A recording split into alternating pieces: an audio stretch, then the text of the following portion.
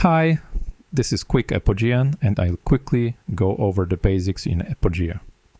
You might be coming from a more modern design and have never played games like RunEscape or Tibia, or maybe Apogea just feels confusing, because admittedly it currently offers very little guidance and you might find yourself often trying to decipher how to do basic actions. I hope I can assist. The video is divided into easily navigable segments. Create your character and hit play game. After loading in, you have to right click on the chest to open it. You get a rusty sword as well as a key. Rusty sword appears in your hand and the key allows you to open these doors. Right click the doors to pass and right click on the NPC to begin the conversation. You can use dialogue suggestions at the bottom of the screen and they are good to open another chest. A bag went into another slot in your inventory. This is where you'll store your stuff for now. You can read a note before leaving through the double door. You can rotate your camera while holding right click or by using Z and C buttons.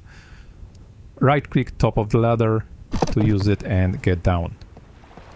On the other side of the building there's another ladder which you can use to discover a hidden chest. There is a backpack inside which is larger than the bag you got a moment ago. To replace your current bag without dropping it on the ground, you can use your hand slot or slide slot. Drag bag there and then from inside the bag you can drag the backpack into the right slot. Return via ladder. Talk to the NPC Maxwell. Instead of using dialogue suggestions, you can hit enter and type keywords you are interested in and send it by hitting enter again. Try saying task to Maxwell. He tells you that Baldwin the blacksmith has some trouble. Let's remember this. You can use the portal to set this temple as your respawn point in case of death. Proceed further south and use the ladder to get into a short tutorial dungeon.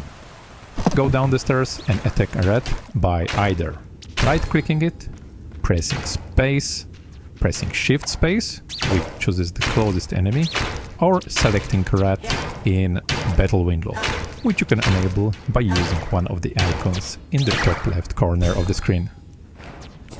Try not to fight more than one monster at a time to conserve your health, which doesn't regenerate at all unless you've eaten recently. After getting a couple of kills, you should advance to level 2. Each level you get 3 stat points to spend and you add them by pressing a little plus icon next to the characteristic you'd like to increase. I would recommend going HP regen first, because investing points there meaningfully multiplies the effectiveness of the food you eat. There's also a cap how many points of each stat you can have at each level, so you might want to add some ability points, which increases your damage output, and also increase your capacity stat to be able to wear heavier armor and carry more tools or loot. If you haven't found it already, there's an alcove to the side of the room with more rats and some skeletons. You can click to move to navigate the darkness easier. Skeletons drop torches which you can put in your side slot and activate them to see better.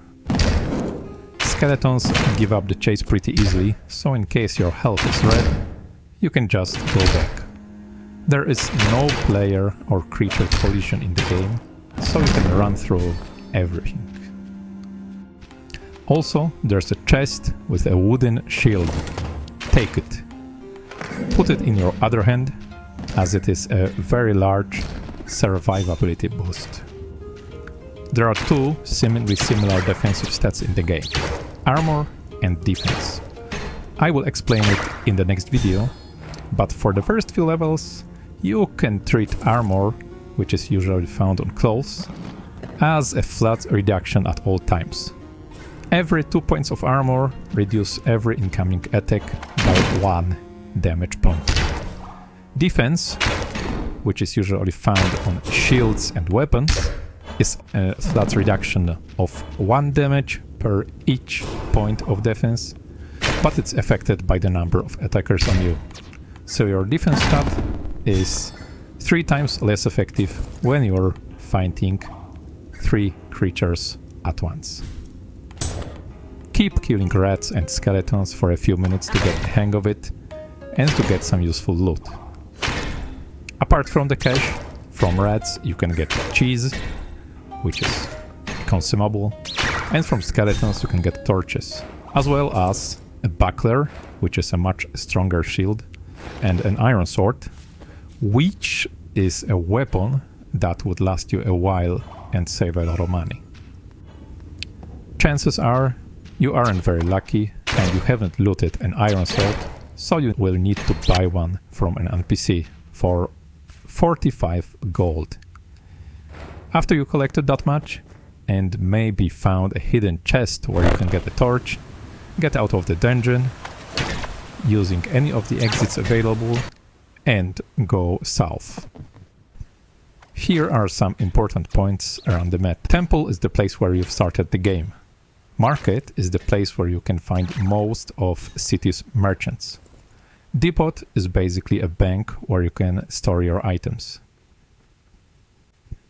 To trade with an NPC, you approach them, right-click them, and either ask them to trade or click that little bag button under their name. A window opens, and to sell stuff, you have to move it to the left box, either by drag and drop or shift-clicking the item in your bag. Then you click Offer Trade, and the trade is finalized. To buy something, you either shift-click your cash or click the little coins icon above the left panel. You select the item you are interested in and click Offer Trade. The item goes into your inventory. If you don't have enough available capacity, the trade will be cancelled. Some NPCs are selling very interesting items, so feel free to browse, as items might have different prices in different stores. To split items into 2 separate stacks, you start dragging them, and while doing so, just type in the number of items you'd like to move with your keyboard. You can store stuff in your depot box. It looks like a normal chest, but every player can only see their own items in there. It has a limited number of slots, which you can work around by putting containers inside, and also a limit of total items held within, which can be increased by purchasing an upgrade via premium. See you next time!